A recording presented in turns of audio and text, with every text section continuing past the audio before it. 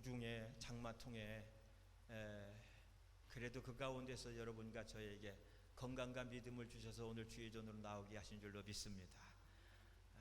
우리 옆에 분에게 인사 한번 하겠습니다. 사랑하고 축복합니다. 오늘도 당신이 행복한 이유는 바로 저 때문입니다. 오늘도 당신이 길면 잘 못하시더라고. 짧게 끊어서 옆에 사람을 봐야 돼요.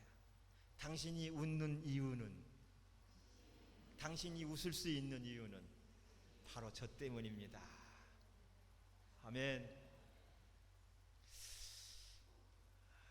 수년 전에 젊은 대학생들에게 설문을 받은 적이 있습니다. 가장 원하는 것이 무엇인가? 감동받고 싶습니다. 누구든지 자신을 감동시킬 수만 있다면 그를 위해서 어떤 일이라도 할 수 있을 텐데, 그런 감동 없는 세상 사는 것이 너무나 아쉽다, 이런 말입니다. 실제로 지금도 많은 사람들이 이 감동에 목말라 있다고 합니다. 아내는 남편으로부터 감동, 남편은 아내로부터의 감동, 제자들은 스승으로부터 받을 감동, 이 나라 백성들은 지도자를 통해서 받을 감동에 대한 기대가 있다는 거죠. 교회에서도 물론 마찬가지입니다. 권사님, 집사님들을 바라보는 일반 성도들이 기대하는 감동이 있어요. 물론 목사님을 향하여 기대하는 감동도 있으리라 생각됩니다. 그런데 역사 속에서 세계적으로 가장 큰 감동이 있다면 그것은 십자가의 감동일 것입니다. 이 세상 인류의 구원을 위하여 예수님이 지신 십자가보다 더 큰 감동은 없습니다. 원래 십자가라고 하는 것은 로마에서 사형수를 매달아 죽이는 아주 극형 중에 극형, 끔찍한 형틀입니다. 그런데 그 십자가에 예수 그리스도께서 매달리신 이후에 가장 아름다운 십자가로 된 줄로 믿습니다. 누가 십자가를 지느냐에 따라서 그 의미가 달라지게 된 것이에요. 잔혹한 강도가 매달리면 잘 매달렸다, 저놈 저렇게 죽어도 싸, 마땅해. 그렇지만 예수 그리스도께서 매달리자 전 인류가 그를 향하여 다음과 같은 메시지를 날리게 된 겁니다. 땡큐, 감사합니다. 주님이 매달려 주셔서 감사합니다.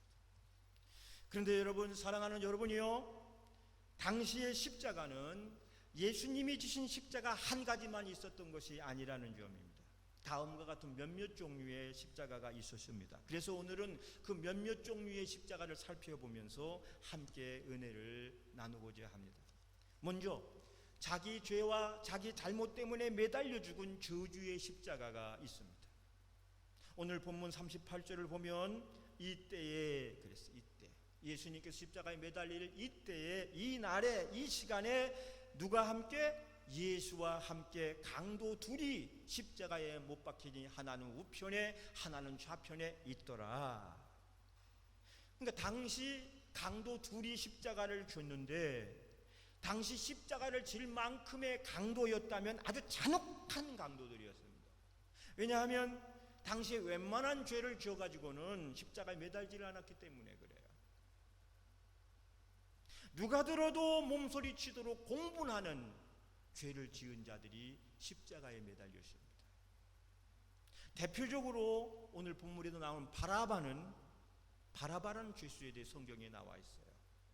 이 바라바, 아무 죄도 없는 예수님을 십자가에 못 박혀 죽이려고 이 백성들이 한 짓이 저 흉악하고 끔찍한 십자가형을 십자가에서 처형하기로 되어 있는 그 바라바는 도와주고 예수를 대신 못 박아 죽여라 라고 백성들이 소리를 친 겁니다.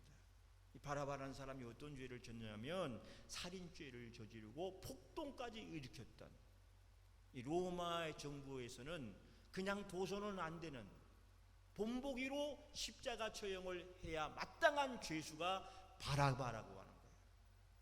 그러면 여러분, 예수님께서 바라바보다 못한 것이 뭐가 있습니까? 예수님께서 바라바 같은 죄를 지은 것이 있습니까? 예수님 우리가 알다가 아무 죄가 없음에도 불구하고 이 백성들은 그 바라바와 예수님을 바꿔버렸어요. 한마디로 예수님 좌우편의 강도들은 바라바처럼 마땅히 죽어야 될 자기 죄값으로 십자가에 매달린 자들이었습니다. 오늘 우리식으로 말하면 이건 스스로 지은 잘못 때문에, 자기 죄 때문에 오는 고난이 바로 이 십자가예요. 사실 우리들의 삶을 돌아볼 때 예수님을 위하여라기보다는 내 스스로의 잘못 때문에 오는 십자가가 고난이, 고통이 더 많지 않습니까? 예를 들어서 교통 질서를 지키지 않아 가지고 사고를 내고 감옥을 가는 경우, 그것은 내가 잘못 때문에, 내 잘못 때문에 감옥 가는 것이지 내가 고난을 당하여 감옥 가는 것이 아닌 거예요. 실제 어느 목사님은요, 제가 알던 노예 목사님인데 난폭하게 운전하다 사고를 내고 사람을 치었어요. 근데 그 잘못 때문에 영등포 구치소에서 한 6개월 살다 나오셨어요. 근데 우리가 그것을 보고 고난이라고 말하지 않습니다. 왜? 그건 자기 잘못 때문에 간 거니까, 잘못에 대한 대가를 치르러 간 것이지 그것이 고난이 될 수가 없는 겁니다. 때로는 우리가 건강관리를 잘못해서 오는 질병도 고난이 아닙니다. 관리하지 못해서 온 것은 자기 탓에 오는 고난이고. 지난달에요, 미국의 한 청년이 코로나 파티를 하다가, 무슨 파티를 해요? 코로나 파티예요. 해변에서 코로나 파티 하다가 확진자가 돼가지고 사망한 사건이 있었어요. 신문에 크게 보도가 됐습니다. 근데 그가 죽기 전에 고백한 말이 뭔지 알아요? 너무 우습게 보았던 것을 후회합니다. 후회하면 뭐합니까? 이미 그는 세상을 떠나고 말았어요. 여러분, 이것은 인간의 만영이 부른 비극이에요.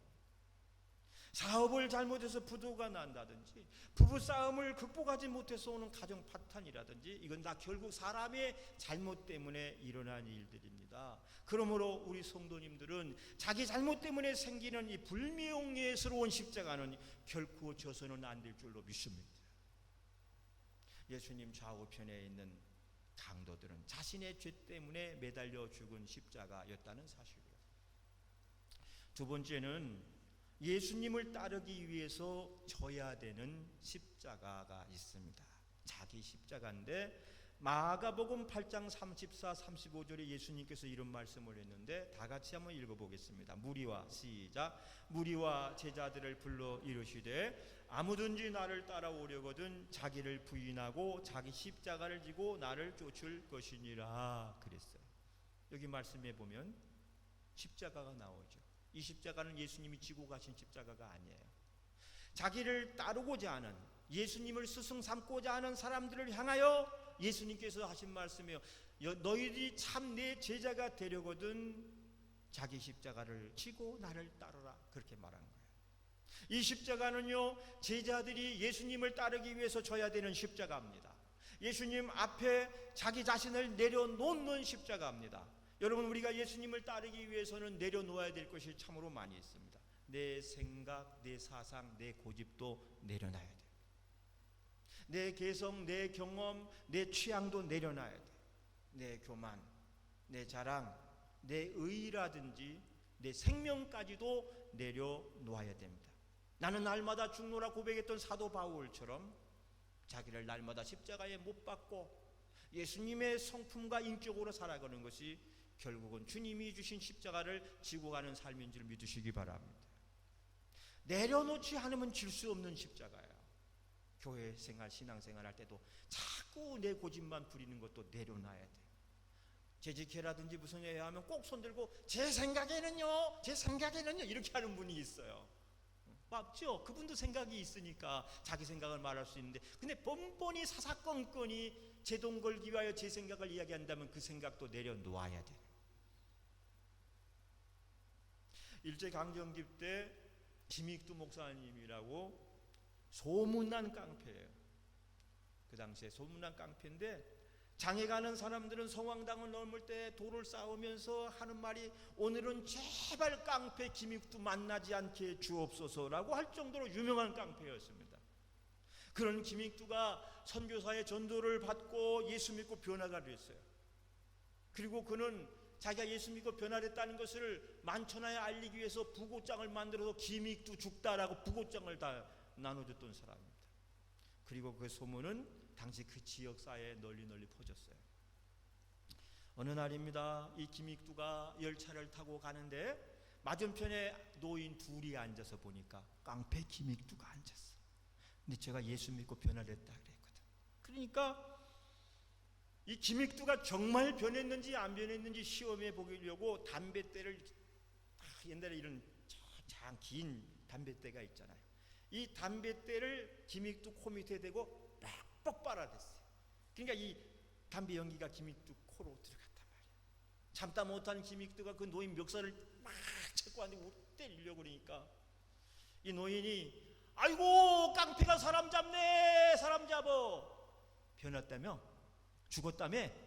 안 죽었네. 그 소리에 졌던 멱살을 내려놓고,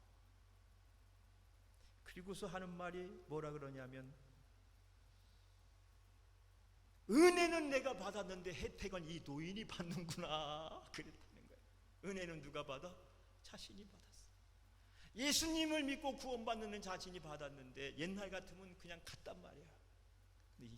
그러면서 김익두가 자신의 변화되지 못한 죄를 회개했다는 이야기가 있어요. 참고로 이분은 나중에 신학교 가서 목사님이 돼서 유명한 부흥사로 사역을 했어요. 사랑하는 성도 여러분이요, 십자가를 지려면 먼저 자기를 부인하는 일을부터 하고 십자가를 지라고 말합니다. 다시 말하면 자기를 부인하지 않고는 십자가를 질 수 없다라고 말하는 겁니다. 너희가 나를 따라오려든 자기를 부인하고 자기 십자가를 지고 나오너라. 아직도 변하지 못한 내 고집, 내 성품, 내 성격 있다면 다 내려놓고 주님이 주신 십자가를 질 수 있기를 바랍니다. 할렐루야. 여러분, 잠언 4장 23절을 보면 이런 말씀이 있어요. 잠언 4장 23절을 보면 무릇 지킬 만한 것보다 내 마음을 지키라. 생명의 근원이 이에서 남이니라 그랬어요. 여러분, 무엇보다도 마음을 지키는 자가 성공한 사람인 거예요. 참다 못해서 마지막에 이게 한번 터뜨리는 것이 문제를 일으키잖아요. 그렇죠? 참았으면 끝까지 참아보는 거예요. 여러분, 잠언 16장 32절 말씀을 한번 보겠습니다. 잠언 16장 32절이 준비가 안 됐어요. 제가 읽을게요. 따라합시다. 노하기를 더디하는 자는, 노한다는 게 뭐죠?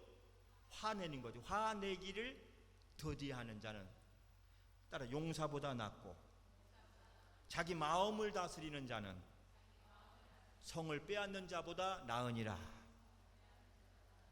마음부터 다스리세요. 옆 사람 보고 인사합시다. 마음을 다스립시다. 성을 빼앗는 것보다 낫대요.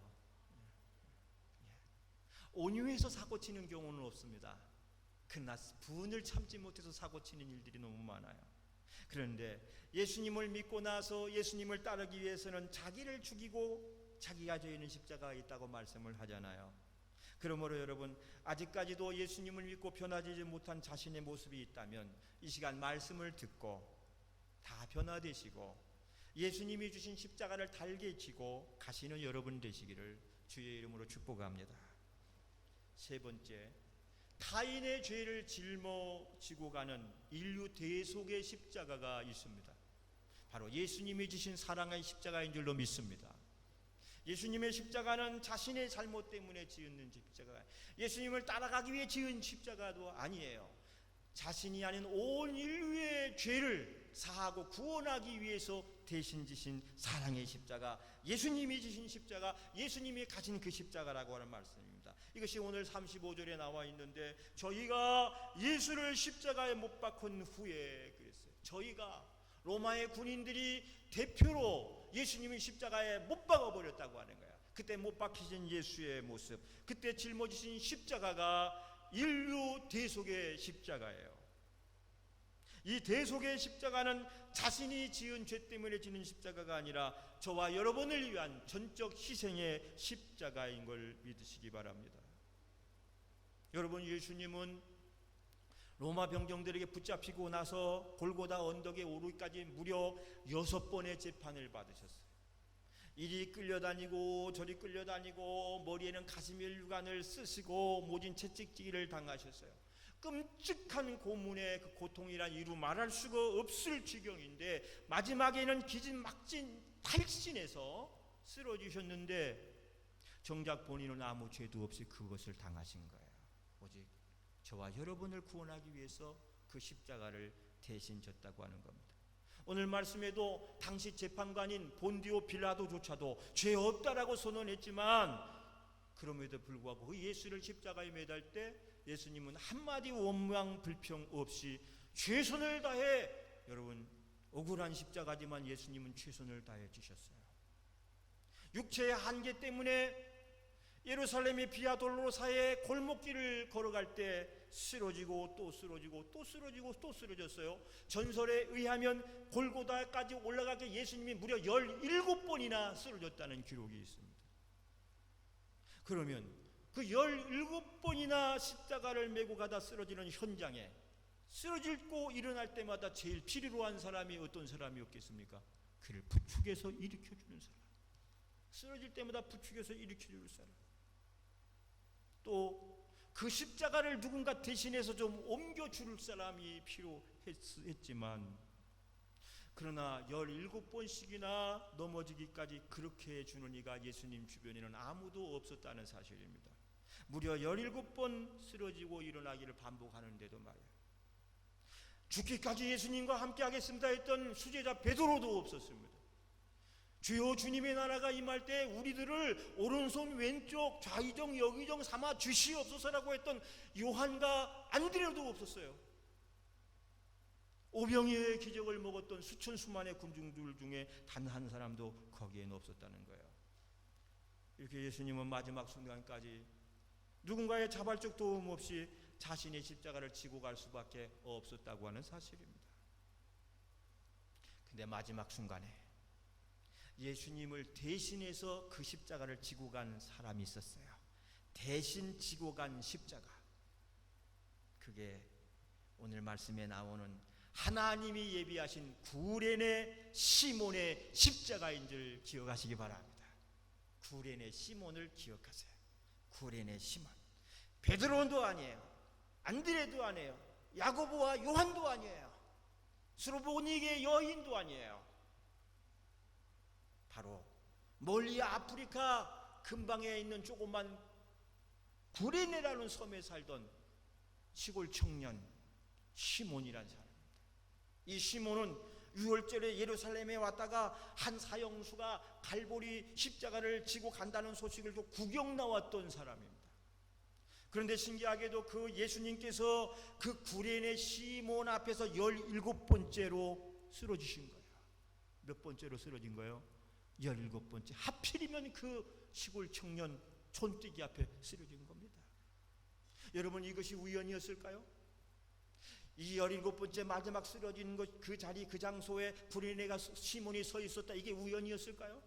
사랑하는 여러분, 세상 이치로는 물론 우연이라고 말할 수 있겠으나 하나님의 섭리로 보면 이것은 우연이 아니라 필연인 줄 믿으시기 바랍니다. 여러분, 하나님의 계획, 철저한 섭리였다는 사실을 기억해요. 사랑하는 새로운 교회 성도 여러분들이요, 우리 신앙에는 우연이라는 없습니다. 우연이라는 없어요. 모두가 다 하나님의 섭리요 필연인 줄 믿으시기 바랍니다. 따라서 예수 믿고 구원받은 나에게는 우연은 없다. 다 뭐예요? 하나님의 섭리요 필연인 거예요. 하나님의 섭리대로 이끄신 것이고 필연적으로 만나게 할 사람, 만나게 할 일들을 주님께서 만나게 해주신 거예요. 우리는 그렇게 믿고 가는 겁니다. 그것이 하나님의 뭐예요? 예정, 예지를 인정하는 거예요. 하나님께 온 세상을 예정하시고 미리 알고 계신 대로 우리를 이끌어 가신다. 섭리하고 통치해 가신다는 거예요. 룻기서 2장 3절, 작년에 제가 신나게 수요일마다 한 12주 동안 룻기서 강의할 때 말씀을 드렸는데, 거기에 보면 룻기서 2장 3절 보면 룻이 가서 베는 자를 따라 밭에서 이삭을 줍는데 뭐라고 되어 있죠? 우연히. 우연이란 말이 나왔어요. 룻이 가서 베는 자를 따라 밭에서 이삭을 줍는데 우연히 엘리멜렉의 친족 보아스에 속한 밭에 이르렀더라 그랬어요. 여러분, 여기서 룻기서의 룻이 우연히 보아스의 밭에 들어가고 그 보아스를 만나고 그 보아스의 아내가 되고 그가 예수 그리스도의 조상인 다윗의 할머니가 되는 역사는 우연으로 되는 것이 아니라 철저한 하나님의 계획과 섭리로 되어진 것을 믿으시기 바랍니다. 다윗의 자손 예수 그리스도의 세계라 마태복음 1장에 예수님의 족보가 쫙 나와 있는데 우연히 들린 밭에서 그가 보아스를 만나고 보아스와 결혼을 하고 밭에 이삭을 주우러 갔다가 나중에 밭주인이 되고 거기서 그녀가 자손을 낳고 낳는데 다윗의 외할머니야. 그 다윗은 예수 그리스도의 조상이고 인류 구원의 메시아가 그 가문에서 나오는 것은 하나님의 철저한 섭리와 계획 속에 이루어진 것임을 믿으시기 바랍니다. 노사연 씨가 노사연 권사님이에요. 권사님이 됐어. 연예인 중에서 잘 믿는 크리스찬들이 많은데 가끔 잘 못 믿는 크리스찬도 있으니까 연예인 간증은 너무 좋아하지 마세요. 간증은 은혜스러운데 나중에 이상한 막 소문 나면 실망이 크니까. 남진 씨도 장로님 됐어요. 내가 잘 아는 소강성 목사님 교회인데 거기 무슨 장로를 줬나 했더니 문화장로라고 줬다. 문화죠. 뭐 국가처럼 문화부 체육부 그런 게 있는가 봐. 그 교회는 문화, 그러니까 연예인들 문화 쪽으로 선교 사역을 많이. 그랬더니 그 장로님 말투가 아주 더 좋아졌더라고. 환갑 지나면 칠순이 다 됐으니까. 노사연 씨가 부른 찬양, 이게 저쪽 교회에서 복음송가로 불렀어. 우리 만남은 뭐가 아니야? 우연이 아니야. 뭐였죠? 운명이었어. 하나님의 섭리를 말하는 겁니다. 그러므로 여러분, 만남이라든가 어떤 인연을 소중히 여기시기를 바랍니다. 만남과 인연을 소중히 여기셔야 돼요. 만남과 인연을 소중히 여기는 사람이 되어야 그 속에서 하나님의 섭리를 체험하면서 살아갈 수가 있게 되는 거야. 그런데 구린의 시몬은 오늘 자신 앞에 쓰러진 죄수인 예수님을 보면서 처음에 몹시 당황했을 거라 생각해요. 이 무슨 일이지? 왜 이 사람이 내 앞에 쓰러져? 하고 사람이 꽉 차 있으니까 피할 수도 없는데 그 앞에 쓰러졌어. 예수님 하필이면 그 앞에 쓰러졌어. 결국 그것 때문에 자기 의지와는 아무 상관없이 로마 병정들 강압으로 예수님의 십자가를 네가 져! 등치가 컸나 봐. 우리 옛날에 있던 임 집사 누구죠? 눈에서 멀어지니까 이름도 잘 누구지? 임채강 정도 됐나 봐. 그러니까 로마 병정도 비리비리한 사람 같아. 맡기겠어? 누구죠? 시골 촌뜨기니까 꼼짝도 못하고 억지로 짊어진 거예요. 그런데 그때 진 십자가의 무게로, 십자가가 얼마나 무거웠냐면, 그러니까 여러분 십자가에 자기가 매달린 십자가를 가까이 하니까 조그만 게 아닐 거 아니에요. 그 거대한 십자가를 진 무게로 이 양 어깨에 평생의 상처가 났다 그럽니다. 그리고 이것이 바로 예수 때문에 생긴 흔적이고 예수님 사역에 동참하다가 생긴 영광스러운 흔적이라고 간직하고 살았다 그래요. 그리고 그 시몬은 바로 십자가 밑에서 예수님의 최후를 가장 자세하게 목도하는 사람이 됐을 거예요. 그리고 자신이 진 십자가가 여느 죄인이 진 십자가가 아니라는 것을 깨닫게 됐을 거예요. 이것은 인류를 구원하기 위한 하나님의 아들 예수 그리스도의 십자가임을 깨닫게 되었을 겁니다. 그리고 실제로 그는 그 이후로부터 예수님을 믿고 따르는 예수님의 제자가 되어 땅끝까지 복음을 전하는 열렬한 제자가 된 것을 믿으시기 바랍니다. 쉽게 말하면 구경꾼으로 왔다가 십자가의 고난에 동참한 동참자가 된 거예요. 십자가가 한 사람의 인생을 이렇게 바꿔놓은 겁니다. 그리고 그때부터 이 시몬의 이야기는 저작거리의 빅뉴스가 됐어요. 저 사람은 대신 십자가를 진 사람이다. 저 사람은 예수 십자가를 진 사람이다. 이게 평생 별명으로 따라다녔어요. 그러니까 함부로 살 수가 없잖아요. 여러분이 시장터에서 아니면 동네 어귀에서 누군가를 만났는데 저분은 새로운 교회 다니는 권사님이다, 저분은 예수 믿는 집사입니다 할 때 함부로 말하고 행동하고 살 수 있을까요? 못하죠. 오히려 더 모범적으로 말도 공손하고 온순하게 행동도 그렇게 살 수밖에 없잖아요.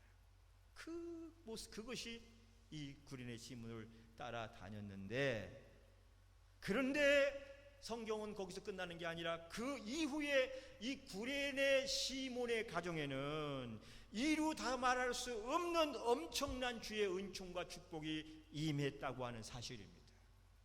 이 증거가 어디 있냐면 신약성경 도처에서 그와 그 가정의 행적이 남아있어요.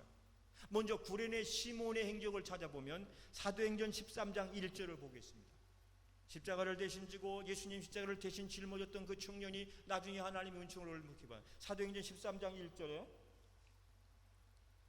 안디옥 교회 시작. 안디옥 교회의 선지자들과 교사들이 있으니 곧 바나바와 니게르를 하는 시몬과 구레네 사람 루기오와 분봉왕 헤롯의 젖동생 마나엔과 및 사울이라 그랬어요. 이 안디옥 교회를 이야기하면서 이 안디옥 교회는 이 안디옥 교회에서 가장 훌륭한 지도자 5명이 있는데 그중 한 명이 구레네 시몬인 거예요.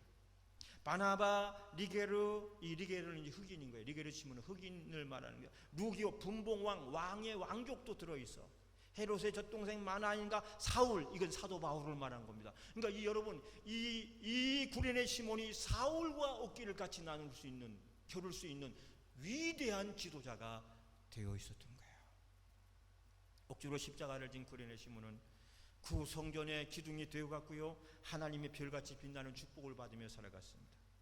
또 뿐만 아니라 로마서 16장 13절을 보면 당시 최고의 전도자요 신학자였던 사도 바울이 그 위대한 사도 바울로부터 이런 칭송을 들어. 주 안에서 시작. 주 안에서 택하심을 입은 루포와 그 어머니에게 문안하라. 그 어머니는 내 어머니라.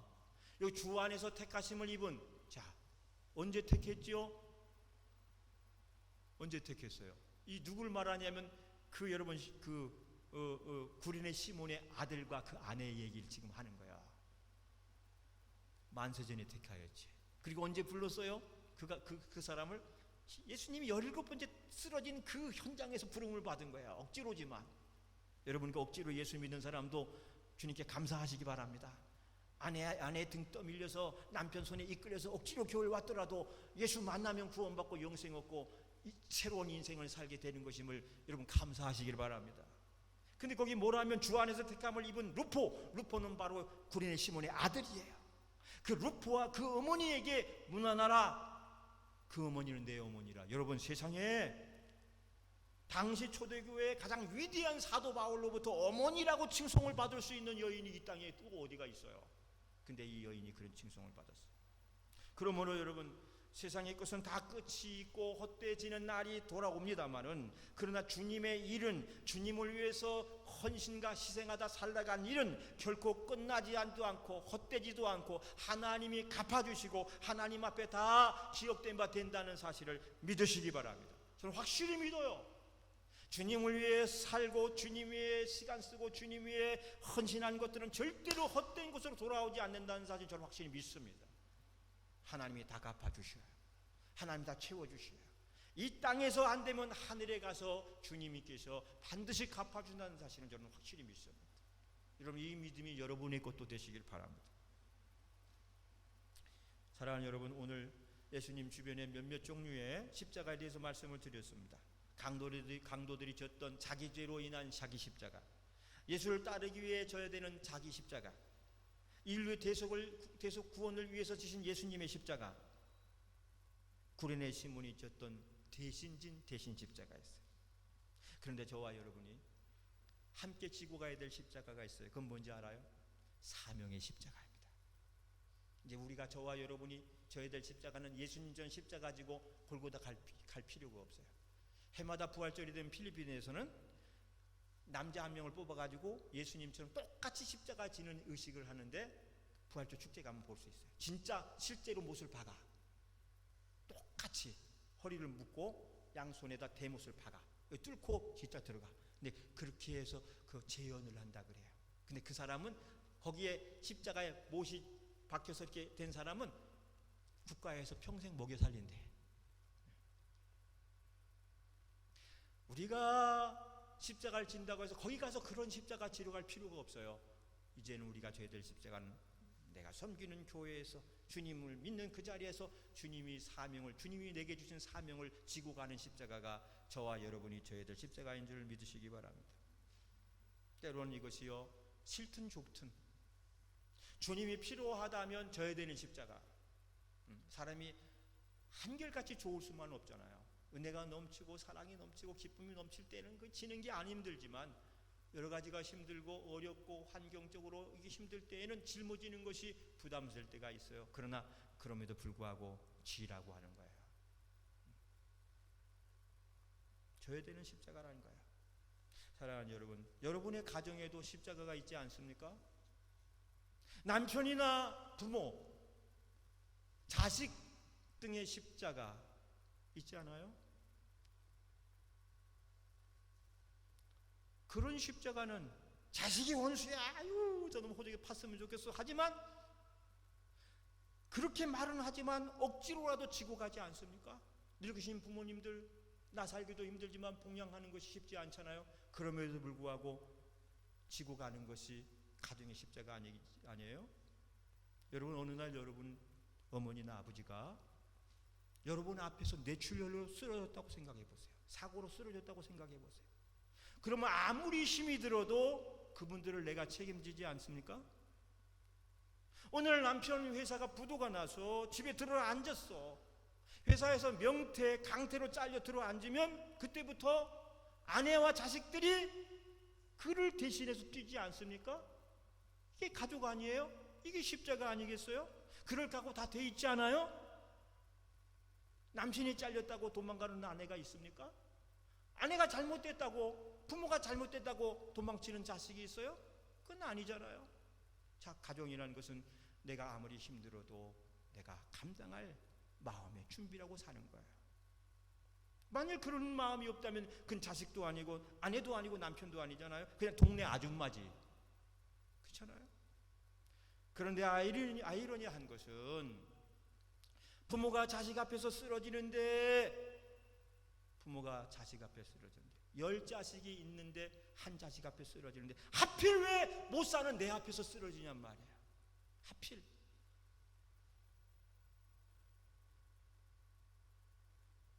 왜? 돈 많은 형도 있고 누나도 있고 식구도 많은데 왜 하필이면 내 앞에서 쓰러지냐고. 제가 경험해 본 결과 하나님께서는 잘 사는 자녀들이 아니라 잘 돌볼 수 있는 내 앞에서 쓰러지게 하시더라고요. 돈 가지고 하는 게 세상 일이 아니더라고요. 돈 많은 사람 앞에 쓰러지면 돈으로 다 할 수 있을 것 같지만 그게 아니더라고요. 오히려 없지만 잘 돌볼 수 있는 내 앞에서 쓰러지게 해서 그분들을 내가 책임지게 하는 거야.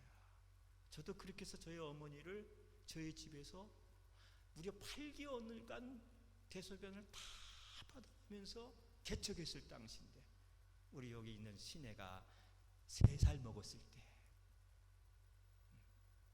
그런 일을 겪어본 적이 있어요. 교회는 개척해서 15명 정도가 27평 빌라에서 예배를 드렸어요. 요 한 줄 나와요. 한 줄에 쭉 앉아 예배 드리는 거야. 그런 상황에서 사모는 막 형들 밥 해먹이고 청소하고 바쁜데 우리 어머니가 박수를 주신 거야. 갈 때 동생들이 셋이나 있지만 잘 돌볼 수 있는 거는 저였어. 달게 집어 가서 한쪽 방에다 눕혀놨는데 대소변 다 받아내고 목욕하고, 아내가 너무 고생하니까 내가 그걸 시킬 수가 없어서 장갑을 끼고 다 하는데도 그때 장갑은 별로 안 좋아. 장갑 끼고 주격기 하고 나도 손끝이 항상 노랗게 돼 있었어. 요즘처럼 간병이 있는 때도 아니고 이런 요양원 있는 때도 아니고 집에서 온통 다 했어요. 복수가 차, 배가 불러오면 이렇게 둘러서 소변을 빼야 되고, 일주일에 2번씩은 가서 병원에 가가지고 대소변 다 관장 빼내고 또 오고 또 차면 또 그렇게 8개월을 했어요. 3살 먹은 우리 딸내미 하나 유치원 보내면서 그렇게. 근데 지금 생각해 보면 그때 가장 행복했던 것 같아. 그 8개월 만에 저 어머니 가지고 나니까 다시는 돌아올 수 없는 어머니를 보내고 나니까 너무 마음이 아픈 거야.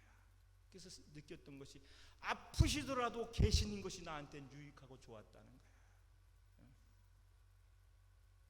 왜 하필 가장 힘든 나에게 내 앞에서 쓰러지게 하냔 말이에요.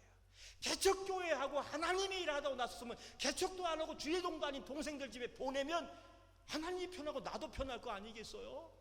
속마음은 그런 마음이 들었지만 왜 개척해서 바쁘고 할 일도 많은데 집도 절도 없는 교회도 못 얻어가지고 집에서 예배 드리는데 그랬을까?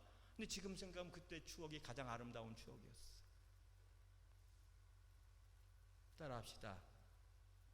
잘 사는 사람이 아닌 잘 돌볼 수 있는 나에게 붙여준 거예요. 그래서 그걸 잘 감당하면 주의 복이 넘굴채로 오는 줄 믿으시기 바랍니다. 교회 일도 마찬가지예요. 왜 하필 나입니까? 이런 질문을 할 때가 있잖아요. 왜 나이죠? 왜 나여야만 되죠? 많고 많은 사람 중에 왜 내가죠? 왜 하필은 나를 지목하고 부르셨죠? 나보다 잘난 사람, 나보다 훌륭한 사람, 나보다 더 나은 사람 있는데 하필이면 왜 나죠? 한마디로 말씀드릴게요. 여러분을 축복하시기 위해서입니다. 여러분은 그 일을 통하여 축복하시기 위해서 하나님이 하필이 아니라 여러분을 지목하여 부르신 거예요. 많은 자녀들 중에 여러분에게 그 부문을 맡기신 것은 여러분을 축복하기 위한 하나님의 계획이에요. 많은 교인들 중에 유독 나에게 많은 일을 맡기시는 것도 하나님 나를 축복하기 위한 하나님 계획이라고 느끼신다면, 그렇게 느껴주시는 분은 한번 아멘 하시기 바랍니다. 아멘. 여러분 생각해 보세요. 오늘 본문 말씀 속에 구레네 시몬을 볼 때 나중에서야 이 베드로나 안드레나 야고보나 요한이 구레네 시몬을 보면 얼마나 부러워했겠어요. 얼마나 부러워했을까요? 그럴 줄 알았으면, 이럴 줄 알았으면 내가 가서 질 건데, 분명히 그 생각했을 거야. 이럴 줄 알았으면 저 뒤에서 숨어서 쳐다보는 게 아니라 막 가서 내 짊어지고 갈 건데, 분명히 시몬 베드로는 10번도 100번도 후회를 했을 거예요. 할렐루야. 그럴 줄 알았다면 내가 가서 질 건데.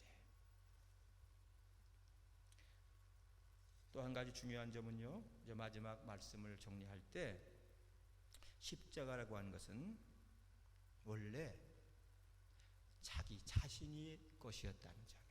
자기 자신이 십자가였다는 거예요. 가만히 보면 내가 주님의 십자가를 지고, 내가 무슨 장로님의 십자가를 대신 지고, 내가 권사님의 십자가를 내가 대신 졌다가 아니라 원래부터 내 십자가를 내가 진 거예요. 원래부터 내 것을 내가 지는 거예요. 내가 남의 십자가를 진 것 같지만 원래 십자가는 누구의 것도 아니라 바로 나 자신의 것이라는 사실을 기억하시기 바랍니다. 주님 말씀했잖아요.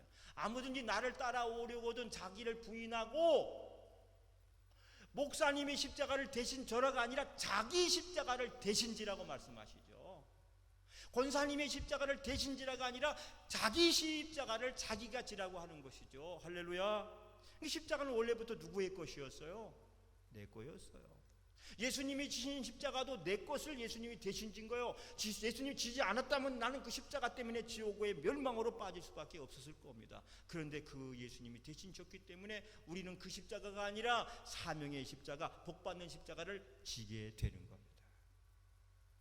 마태복음 16장 24절에 나온 자기 십자가를 얘기해요. 마태복음 10장 32절로 39절을 보면, 여기 보면 또 자기 십자가를 지고 나를 쫓지 않는 자도 내게 합당치 아니하니라, 이런 말씀이 있어요. 사랑하는 새로운 교회 성도 여러분, 세상에는 십자가가 많습니다. 교회에도 병원에도 약국에도 국제구호센터에도 많은 십자가가 있습니다. 그런데 예수님 당시에도 여러 개의 십자가가 있어요. 자기 잘못으로 인하여 지는 십자가, 인류를 구원하기 위하여 지신 십자가, 그 다음에 우리 예수님께 우리를 위해 대신 지신 십자가, 그리고 예수님 대신 지고 간 구레네 시몬의 십자가. 그렇다면 저와 여러분이 오늘 신앙의 현장에서, 교회에서 져야 될 십자가 어떤 십자가죠? 따라합시다. 자기 십자가, 내 십자가. 뭐라고? 그게 구체적인 것은 뭐라 말할 수 없어요. 여러분 말씀 들으면 느끼는 것, 사명의 십자가구나 하고 여러분이 붙잡은 사명이 있다면 끝까지 짊어지고 가는 구레네 시몬이 되시기를 주의 이름으로 축복합니다. 하나님, 오늘도 주님의 십자가를 생각해 보았습니다.